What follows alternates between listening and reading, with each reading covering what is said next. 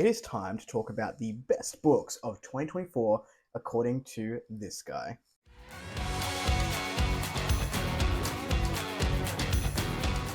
Hello everyone, welcome back to A Fictional Escapist. My name is Kris, and today's video is the best books of 2024 according to myself. Now personally, I don't love doing a top 10 list because I feel like my enjoyment may change over time, so what I do is a best of, and I give things categories. It's like my very own award show that I run each year that I'm on BookTube.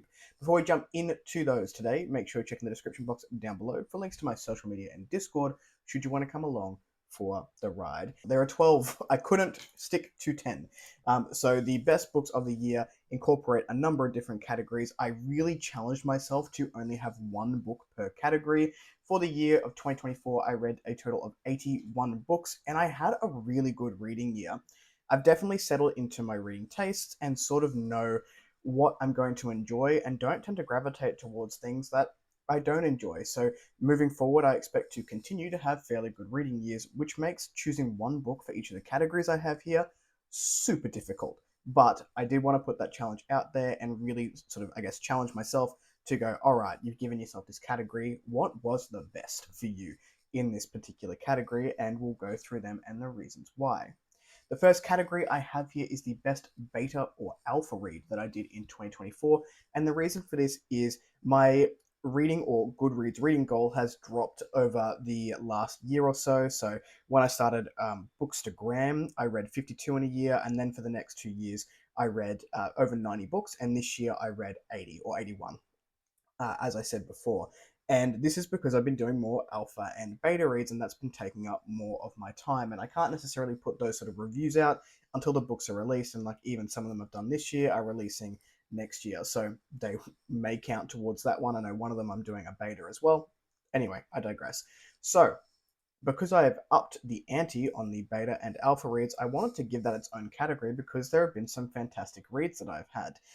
So for this one, I've gone with Blood of the Kami by Baptiste Pinson Wu. This one is actually coming out in April, I believe, of 2025. And this was probably the most fun that I've had in a beta read. I remember getting this one and being told that it was, for a younger audience and reading it and being like, are you sure, my dude? Because this is violent. But it was so much fun. We're dealing with demon hunting. We're dealing with like a statue of a lion that comes to life and follows the hunter around, the fee hunter around. Anyway, it was an absolute blast, and I'm really looking forward to this one coming out into the world and getting to experience it as, once it's gone through those stages and it's gone through all the editing and seeing what the final product is. So this will also be on my anticipated releases list, spoiler alert, when that one comes out. The next one that I have here is the best novella of 2024. This is another thing that I increased in 2024. I expanded my reading in novellas, short story collections, and horror, which I haven't read a whole bunch of since joining the BookTube community. And as you know, I love horror. I sort of started reading horror a lot, and I'll get to that when I get to that subject, but I've added all of those in. So, that's what we're talking about for the next little bit. Anyway, the best novella of 2024. Technically, I read as a beta read, but it has now been released this year, so I'm going to count it. And that is Performances of a Death Metal Bard by Rob Lee. I'll put the covers up here if I don't have them physically. This was a blast. This is the bard, I guess, trope or tale really turned on its head, and it was all done in a series of performances, and we follow the one character as he goes and performs at different venues, and there is a storyline to follow. And I thought it was a very unique and clever premise done to the extreme. Now, I don't listen to death metal personally, but I had an absolute blast with this. I have friends who listen to death metal, so sort of getting the references along the way definitely enhanced the enjoyment there. So I had a wonderful time with it. I think this is going to give a real kick to people who do listen to that type of music and also like to mix it up a little bit when it comes to the fantasy tropes. The next one I have here is pretty standard. This is my favorite debut of 2024.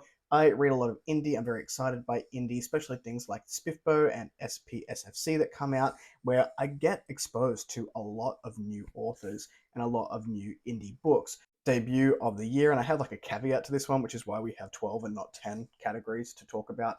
My favorite debut of the year, if I'm really digging down into my soul and thinking about what I enjoyed the most, this year as a debut author is going to be The Council of Ethesia by D.H. Hoskins.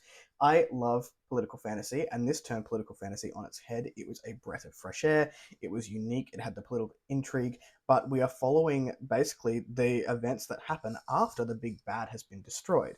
So everyone comes together in the Council of Ethesia, and we are watching a council and sort of seeing, I guess, the machinations and the backstabbing and the intrigue that happens. What do we do once the big bad is gone? And, what happens now? And there's plenty that happens straight after that event has occurred. So I really enjoyed this. I'm very much looking forward to the second book. This was, like I said, something really unique. For me, the tagline says, "Politics are more dangerous than magic," and oh boy, were they.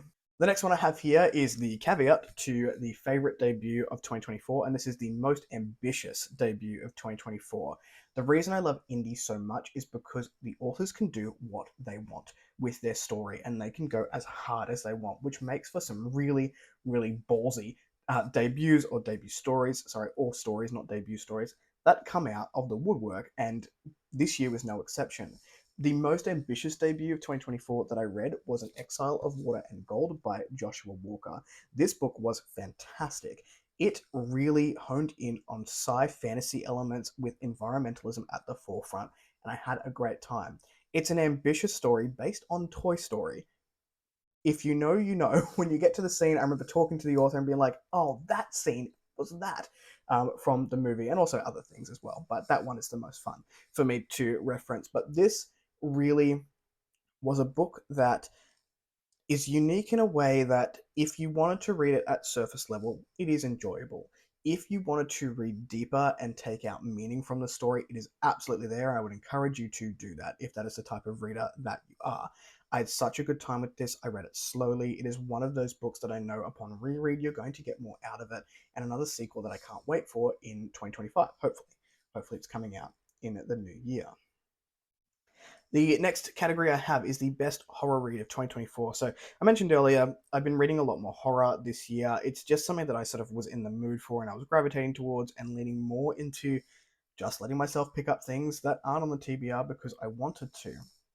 And this has carried through the whole year. I read this in January. I read this on the drive to Perth when we were leaving very early January. This is Harrow by Lucas Lex de Jong, and this is a chunky beast. That light does not like this cover at all because it's glossy.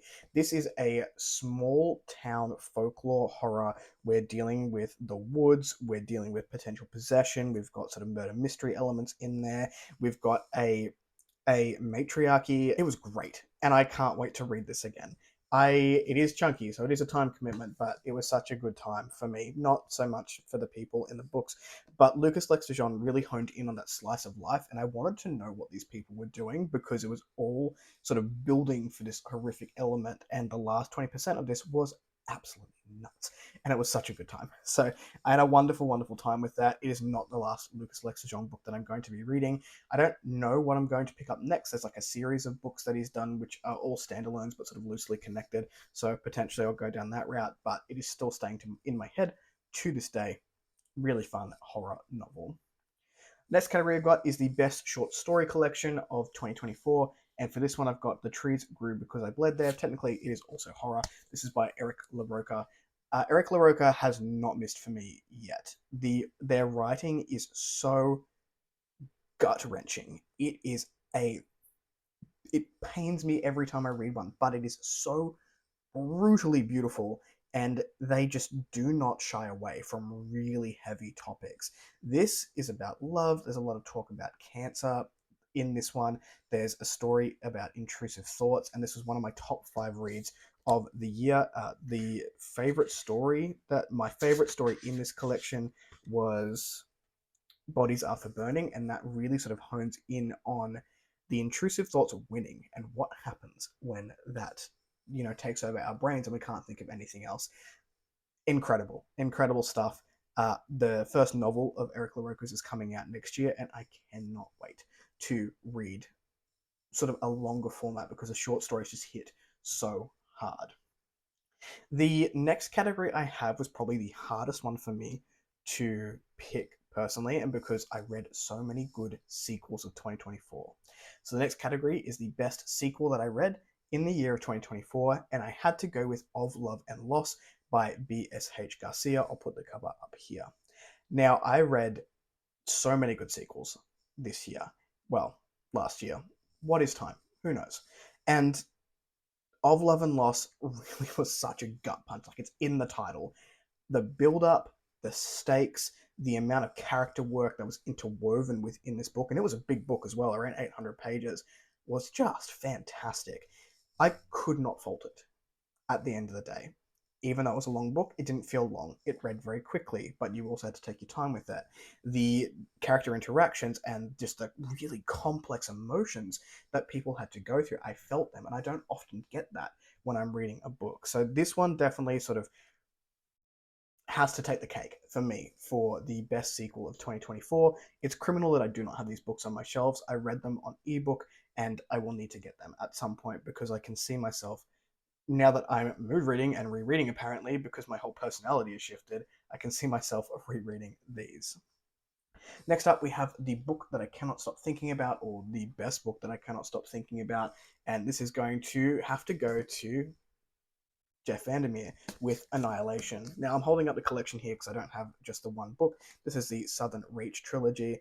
Annihilation, they were all good for me. I actually quite enjoyed Authority and Acceptance. I know that people don't love them as much as Annihilation. I thought they were all fantastic. Annihilation definitely is the one that I'm still thinking about, though. It just included so many elements that worked so well together, but it was weird at the same time. We've got cosmic horror, we've got environmentalism, we've got sort of, I guess, that psychological sci-fi aspect of it as well. It really makes you question and think as you go through it, and I'm still thinking about it to this day. Next up, we have the most surprising read of 2024, and it really did take me by surprise. This is Cubs and Campfires by Dylan Drakes. This is male smutty romance, and it is not something that I tend to gravitate towards, but this cover was gorgeous. I really respect the author and how honest they are over on Instagram. I think they're a lot of fun, and I was like, you know what, I'm going to give it a go. Ended up loving it. I'm not a big smut reader. I don't love smut. I don't, I know if you love it, more power to you. It's not generally my thing, but I genuinely enjoyed every moment of this book. This was so, it was just a breath of fresh air. I know I've said that before, but this was a very body positive love story between two men, and it's the tagline is "Big boy smooching under starlight," and that's exactly what you got. The romance elements were super cute. The smut wasn't over the top to the point where I couldn't read it because I'm you know, I'm vanilla. I'll admit it. And it just, I don't know, I just had such a good time with it. It was so cute. The little fox creature, like animal companion, was super cute. Anyway, I loved it. I'm going to be reading the second book as soon as it comes out, and that is called Bears and Bakeries. I already know. I already know what it's going to be like after reading Cubs and Campfires, and I'm really looking forward to it. The most recommended book of 2024. Now, ironically, I did not read this book this year, but when people asked for recommendations, it was the book that was front of mind, where I was just telling people, if you like this, go and read this. And this, I think, sort of plays into the fact that I read a lot of horror, or a lot more horror, not a lot. Fantasy still the bread and butter, but I digress. I read more horror this year. So the book that I recommended a lot this year was Icebreaker by Stephen William Hanna. This is a cosmic sci horror, and it's just fantastic. It's like Bird Box meets Snow Crash, had a baby, made it insane, put it out to the world. This is a series which has now gotten a revamp over on the Kindle side of things. I believe the physical books will also have the revamp once he's done the Kindle ones, which is now being done. And I don't know, it just came up a lot. I think I recommended 5 or 6 times throughout the year, which is a lot for me to recommend one book throughout the year. So yeah, Icebreaker, Stephen William Hanna. I read this last October. It is apparently still in my brain. I'm still thinking about it, and I need to continue on the series ASAP. The next one I have here is my favorite author discovery of 2024. Now, I discovered quite a few authors in 2024. This was another hard one for me to go, yep, that is my favorite person that I heard about and I was reading physically in 2024. And that has got to be technically 2 authors, but M.A. Carrick, who wrote Rook and Rose. This series compelled me so fast, like quicker than anything else. I was so immersed in the world. I was so immersed in the politics. It has like a pretentious yet beautiful writing style, and I just adored it. I am now like an auto buy author for me. I've read one book. I didn't get to the second book this month, but in December, I'll get there. In February, I'll start remembering what year it is. Favorite author discovery of this year, a duo, and I could not be more thrilled. Like the second they got another acquisition announcement from, I think it was Orbit, I was like, yes. Wait, I've only read one book of those. Yet I'm basing it on that. I'm not apologizing for that. We're basing it on one book. I'm sure that everything they write is going to be fantastic, or at least it is in my head. Which brings me to the last category and the one we've all been waiting for. The book of the year for me personally was The Bloodstones by Tori Tekken. This book knocked my socks off, and I ended up putting it down the first time I read it. So the first time I read it, I was listening to the narration. I was not taking anything in, so I was like, you know what? I'm not listening to it. My audio retention is trash right now. I'm gonna put it down. I then picked this up physically. Woo! I then picked this up physically on the Kindle, and I smashed through it. Every line of this book is so intentional. We've got military fantasy, it's highly political. The coming of age has a twist. The character work is so good, whether you're following the Bruhai or whether you're following the other set of characters in this book. I don't want to give too much away because I still don't hear a lot of people talk about it, and you totally should. Read it and then talk to me about it. So go ahead and pick it up. This was incredible. Just incredible. It may be my favorite read of the last couple of years, but that would be getting ahead of ourselves. Very much looking forward to the second book when it comes out. And I'm going to have to go and read Phase now because I don't know, I trust Tori to just write a phenomenal book. I don't know what else to tell you. Book of the year. That's it. That's the big one for me. So those were my best books, or whatever you want to call this, the book awards, whatever, of 2024. I had a really good reading year, like I said earlier. I hope that I have this energy of good reads going into 2025 because this year was really outstanding. Being more intentional with those reads, making sure I am picking up things that I know I'm going to enjoy. It's going to be onwards and upwards for a good reading year in the next year. In this year, what is time? Where are we? I don't know. Anyway, if you like the content, give one of those. If you want to see more of it, click subscribe at your will, and I will catch you in the next video. Ciao.